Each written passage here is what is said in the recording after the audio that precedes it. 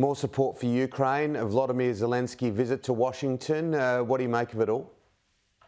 It looks like a very successful visit. He met the right people.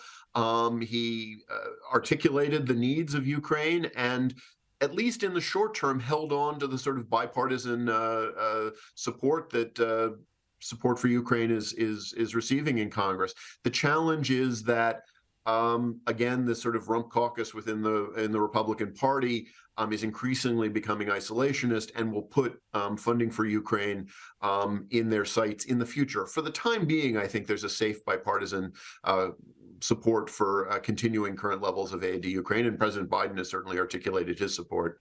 Meanwhile, the race to next year's election continues, the melodrama continues.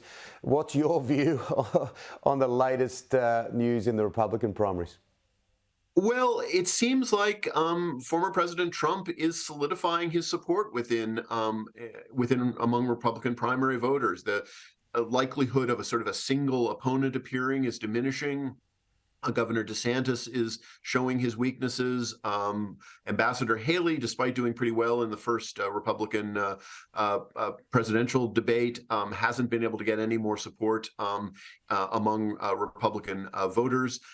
So, it's just the weakness of the field opposing President Trump, I think, is manifesting itself, and Trump is taking advantage of that. He's not even campaigning very hard at this point, which is a pretty dramatic statement. There will be another Republican presidential debate coming up, and that will give an opportunity for somebody to lead the pack, though I don't have high hopes that any of them will be able to do that much better than they did in the first presidential debate. Of course, former President Trump is not participating in either.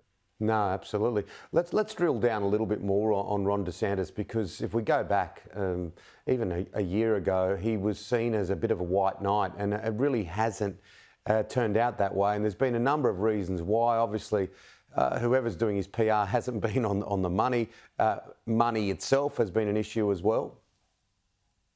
Well, money has become an issue, but if you look back a year ago, if that's our time frame, he had more money than a candidate reasonably needed at that stage, not just in his own campaign, but in a separate financial organization, a political action committee that could support his campaign. He has just proved to be a very bad candidate, and that happens in the United States. You need that ability to be a retail candidate, particularly at the primary stage of the election. And he's just proven very ineffective at connecting to voters. He's investing a lot of time in the state of Iowa, which is very important in Republican Party politics.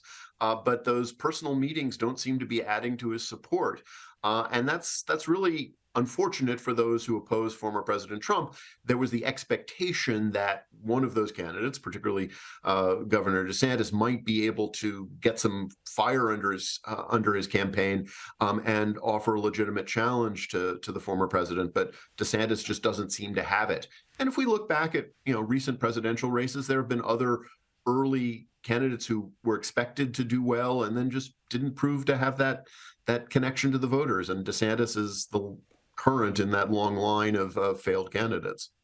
Finally, look, a lot of people say that there's a bit of Teflon about Donald Trump. It just washes off the shoulders. You'd have to say the same about President Joe Biden in many ways. He's just sitting there, close to the rails, moving along.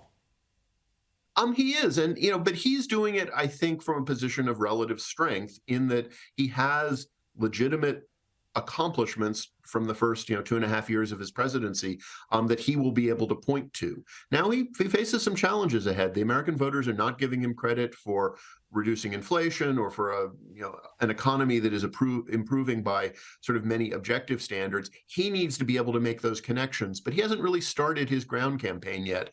The test will be, when he starts going out there selling his accomplishments, whether he can build some support, particularly among independents who will ultimately decide the outcome of the 2024 race. Professor Louis Desipio, it's always great to have you on the program. Thank you. My pleasure.